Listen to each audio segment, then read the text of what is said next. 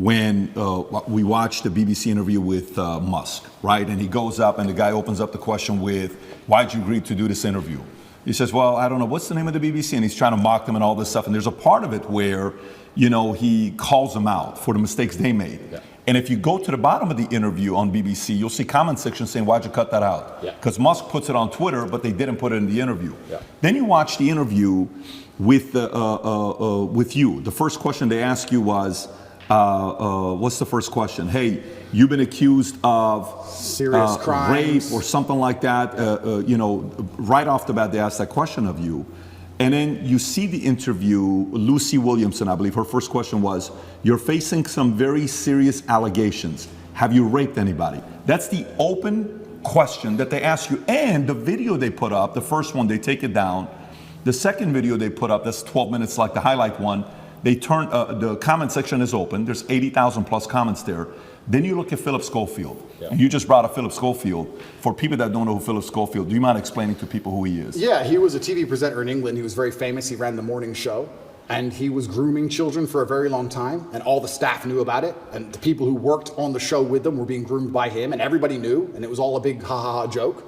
And now he's come out saying, oh, please don't pick on me, I feel sad. And the media is saying, I'll leave the guy alone. He is, when you go look up his Wikipedia, it says he rose to prominence as children's BBC continuity presenter from 85 to 87. Yep. Then went on to do programs on BBC and ITV for Going Live, This Morning, Dancing on Ice, All-Star Mr. and Mrs., The Cube, and a bunch of other things.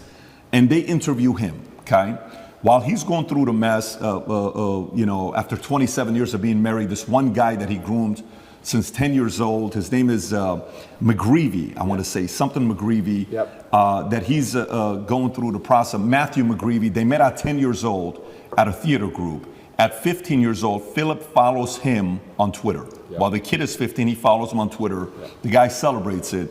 Long story short, Ruth Langsford, they work together with. She files a complaint. Then right after filing the complaint, McGreevy gets fired. Then he has to take a break. Then he comes out after 27 years telling his wife, hey, I'm gay, I'm coming out of the closet. He's got 2 daughters. But there's a part of it where Matthew calls his wife and says, hey, your husband and I had an affair together when I was 19 the first time and 20 and all. Nobody knows if it was before or not. The interesting thing about him is his brother, Timothy Schofield, I don't know if you know about his brother. Oh, what, the one who's in jail for being a pedophile? Was convicted of 11 sexual offenses involving a child between October 2016 and 2019, including 2 sexual activity with a child. Here's how the interview started. First question, the guy asked him, he says, you've had quite a week. How are you? Opening question. Versus the question they ask you on the opening, right? And then he turns around and says, the media's interest in the affair was motivated partly because of homophobia, alleging that an affair with a much younger woman would have not generated such a scandal. So he gets protected. And he says, all those people who write those stuff, do they ever think that there's actually a person on the other end, right? This is proven. By the way, this is the part where even when somebody's watching you and saying, why are they taking him to court? Maybe he did something.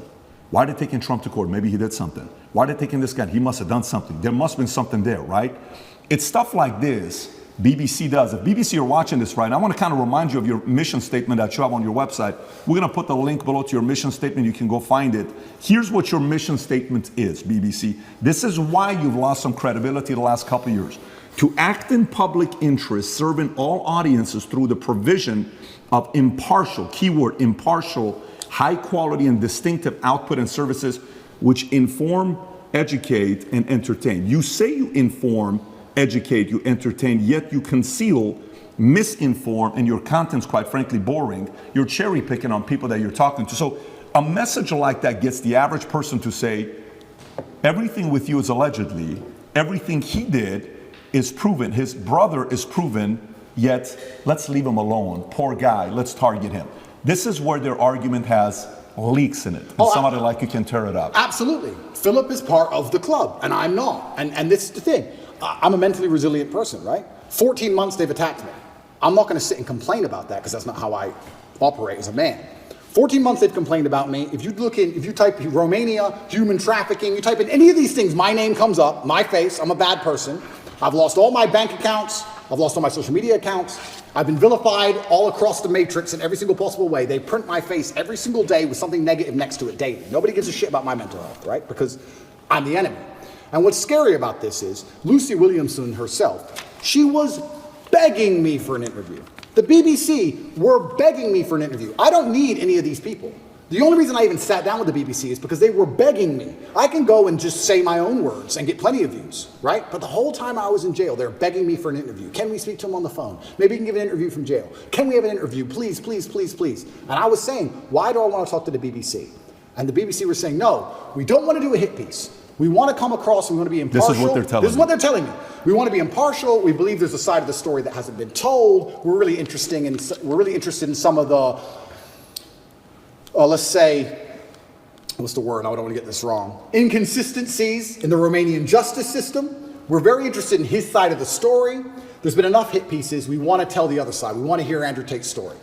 And I said no, on repeat. Then they sent me a list of questions. I didn't even ask for a list of questions. That's not who I am. I don't have to script. I never ask for a list of questions. They sent me a list of questions. Here's what we're going to ask. It's about his mental health. It's about the Romanian justice system. It's about the fact he hasn't been charged. His liberty's been deprived. All this stuff. And I thought, well, that's kind of interesting. Maybe it's a bit interesting. And the Matrix is obviously printing lies about me. And these are some interesting questions from the Matrix for the first time ever. Okay. They walk in here all smiles and happy, all smiley faces trying to take me off guard. I already had my list of questions, right? It's all going to be nice and easy. I sit down, and they instantly attack me. They put the cameras on first, and they attack me, expecting me to stutter and make a fool of myself. It's kind of like they tried to sucker punch me. I'm in the club, and they're my friends shaking my hand, and they tried to hit me and knock me out. And this is the thing that's so amazing about it. Yes, I destroyed the BBC. But of course I did, because I'm smarter than all of them. But why should I have to rely on my wit and intellect to destroy BBC with their research team and their plan? Their deliberate plan to try and annihilate not only my credibility, but my life. They are trying to put me back in jail, these people. They're not dishonest. They're genuinely evil. And they don't give a shit. And so why should I even sit there and entertain them? I believe I could slip every single sucker punch they throw at me for the rest of human time. I could sit with any of these clowns. And no matter who they sit with their research team, whatever garbage they come up with, I'll make a fool of all of them. But why am I even entertaining them anymore? What's the point? That was the last chance I gave mainstream media. They lied for months to get that interview with me. Completely dishonest, head to toe. And like you said, they sit with Philip. Are you okay? Are you okay? We heard your mom's upset, that poor old lady. Maybe everyone should stop talking about it because his mom's upset. Let's not talk about it anymore because his mother's old. You're either part of the club or you're not. You have to sell your sanity nowadays. If you sell your sanity, you're afforded protections. That's the reality of it, because if you're a sane thinking person, you don't buy their bullshit. And that's what upsets them. They don't want anybody who thinks for themselves. They need you to they want you to believe exactly what's on the television screen. Believe in COVID. It's COVID now. It's COVID now. Oh, Putin's invaded Ukraine. Putin's cured COVID now. Now it's Ukraine. It's insane. Till the next thing comes. It's absolutely asinine. Did any of the questions that they sent you ahead of time? Zero. By the way, there was no that's not how we operate. Asked us ahead of time whatsoever. Did they ask you any of the questions they said they were going to ask you? Zero. They start with an attack and it became a battle instantly. Did they ask you at any point what jail was like? Zero. What your mental health was like? Zero. You completely missed the mark when everyone wants to know what was jail like. And they don't even ask you that question. But this is what's so interesting about it. These people are so detached from reality, because they are genuinely detached from reality. They think that finding a video I made 8 years ago, a 4-hour speech I made 8 years ago, and finding one line of it without context that can be misconstrued, they think that sitting down with me and saying that to me is an aha moment. Nobody cares. Because you're taking it out of context, one. And I said you're taking things out of context. She goes, I'm not taking it out of context. I said, if you're presenting it without context, that's taking it out of context. That's what it is. You're lying by omission.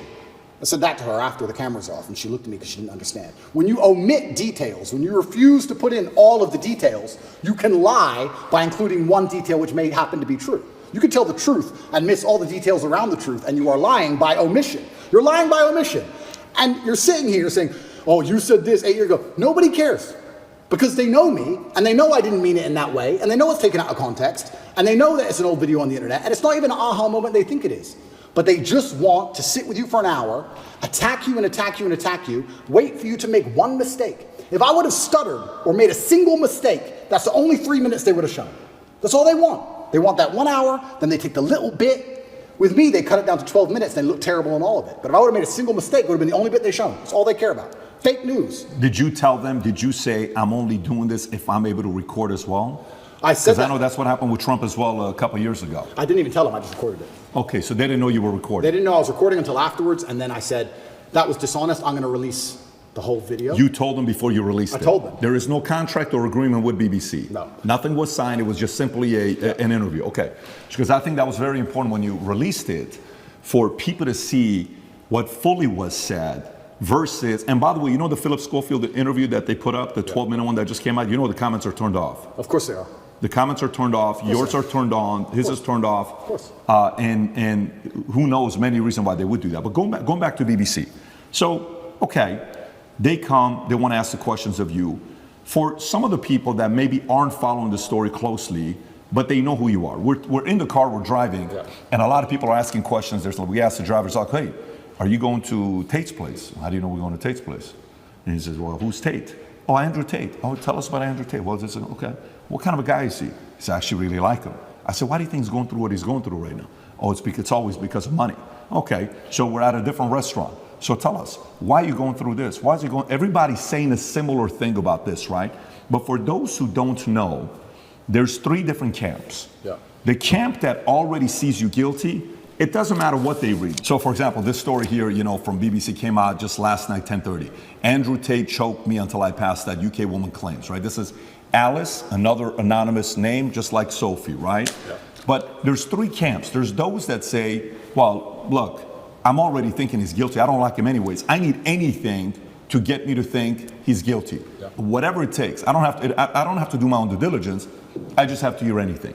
Then there's a camp that's a diehard fan. There's nothing you can do that they did wrong. You can, you know, in their eyes, it's going to be wrong. Then you have the people in the middle that are the reasonable ones, that are saying, you know what, let me look at this. What about this? What about that? The people in the middle may say the following question. They may say, and I may have asked this question from you last time as well.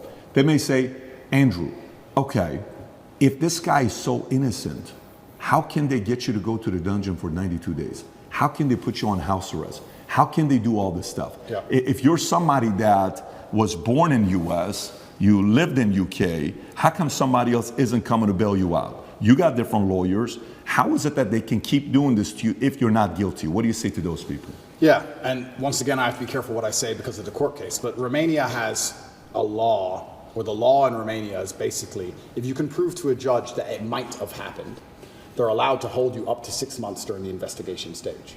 If I was guilty of anything, I would have been charged long ago. And we're going to talk about charges soon because I still believe they're going to attempt to charge me. But we're now approaching the end of the 6 months they can keep me under a form of arrest for without charge.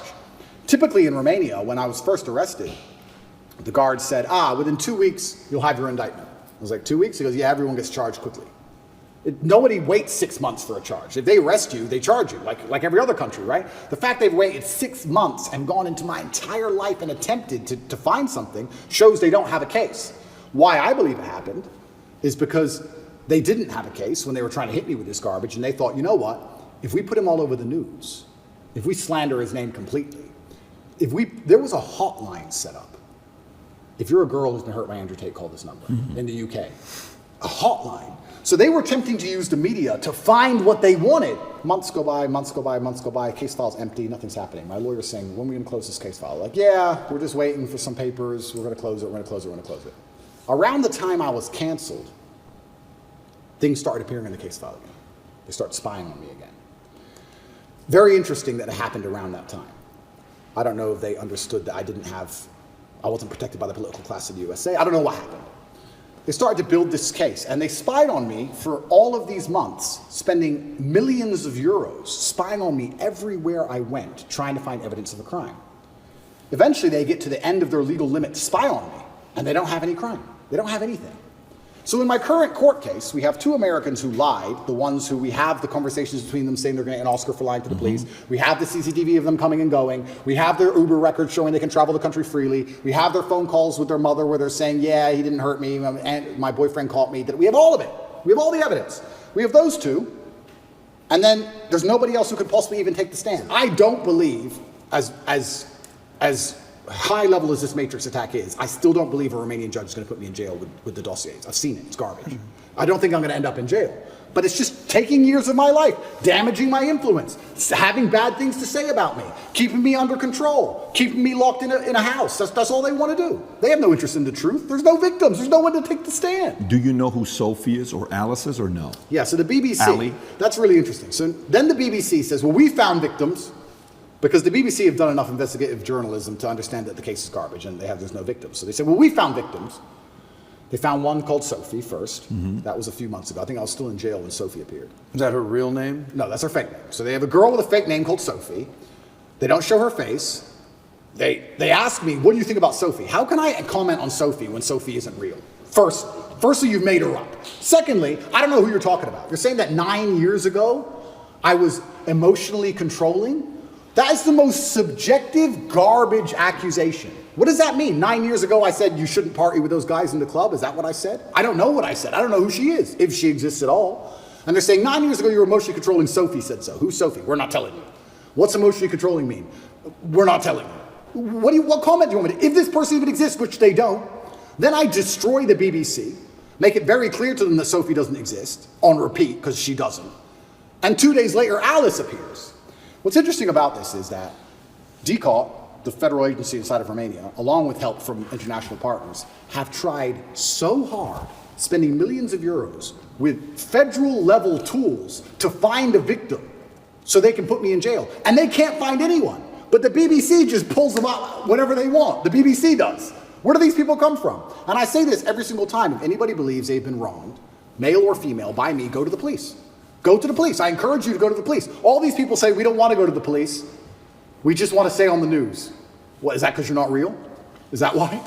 That's pretty convenient. I mean, I thought I was a bad person. Why don't you go to the cops? Oh, because you have no evidence and it doesn't exist? That's why. Are all these accusers in the UK, not even in Romania? Not even in Romania. So Sophie and Alice are supposedly both from the UK. And Alice's story To is... correct, it's not Alice. I said Alice, it's Evie. Evie or Evie or something like that. E-V-I-E. It's all made up names. It's all made up names. Yes, So Evie, we could call whatever name we want. But yeah, Evie is saying 13 years ago I choked her or something. Yeah. By the way, when is the 6-month time limit? End of this month. Okay. And can we reference the tweet you just posted a couple days ago? I want to stay on this. She Sure. was commenting on Evie. You were going to say something about Evie, what she said 10. So she's claiming 10 years ago or 13 years ago, you guys had the consensual sex the first time. She comes back for the second time around. According to the story, she says she was being, your hand was on her throat, strangled me. She was passed out for a minute. And then she came back and she said, I did not approve of the second time having sex after she was passed out. So these stories they're making, you know, and then she says, the guy asked a question saying, how come you didn't do any police report back then? She says, well, because it's not fully rape and it's not that, because it was consensual and I kind of wanted to be there and I didn't tell anybody about it 6 years later. There's way too many things that doesn't give it credibility for somebody to say, I didn't do anything about it then, but 6 years later I told my friends, 3 or 6 years later. Yeah. And this is the thing that's scary. If you say to any red-blooded male, 13 years ago you had sex with a woman consensually and she's now unhappy about how that sex happened. You can get, any man on earth can get screwed with that. If this person exists at all. And like you said, she refused to go to the police if she exists. And she's saying it was consensual. I think last night they aired it on Newsnight and she literally, they said, why are you coming forward now? And I think this actor, the person literally said, because now he's rich and famous. They literally said those words. That's what they said. Oh, because now he's rich and famous, I think it's unfair. It's asinine. I don't understand genuinely how a man can protect himself in the Western world anymore. How can you even exist anymore? If this is what they're going to hit you with as soon as you get to a certain level of influence, there's no man on earth who's safe from this. I said this to my judges. I had a few male judges. I said, they could do this to you. They could do this to anyone. They can do it to you or me or any man watching this. Any man watching this. They can put in the BBC 9 years ago you did something. They won't tell you her name. They won't give you any chance to defend yourself because you have no idea what they're fucking talking about. And they will print it on repeat until you lose your job and lose your bank and lose your social media. And then you're going to sit there bankrupt and depressed. And then they're just going to move on from you. And if you don't die, if you're like me, a cockroach who refuses to die, if you sit around and refuse to go away, they're going to make up a new one. It's crazy. And it's genuinely scary, and you're not safe from it anywhere anymore. I will say right now on this podcast, I encourage absolutely anybody who believes I've harmed them, male or female, to go to the police with evidence, and we'll go to court. Let's do it. I don't harm people. If I was harming people, I wouldn't be out here as open as I was. The biggest criminals and the biggest gangsters and the most heinous people on earth don't have social media.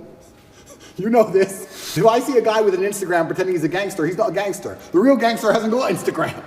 But that's the reality of it. You think I'm going to become the most Googled man in the world if I've been running around hurting people? It's absolutely insane. And I think there has been a shift in the consciousness. I think, especially because of COVID and a few other things, people are starting to understand that all these people do is lie. I think people are starting to understand that. And the harder they try and hurt me with these lies, the less people believe it, which is scary for me. Like I said earlier, it's scary. They keep coming up with more garbage. The bullets keep bouncing off. So now they're sitting around going, we can't convince the world this person is a bad person. How do we get rid of him? That's the scary part.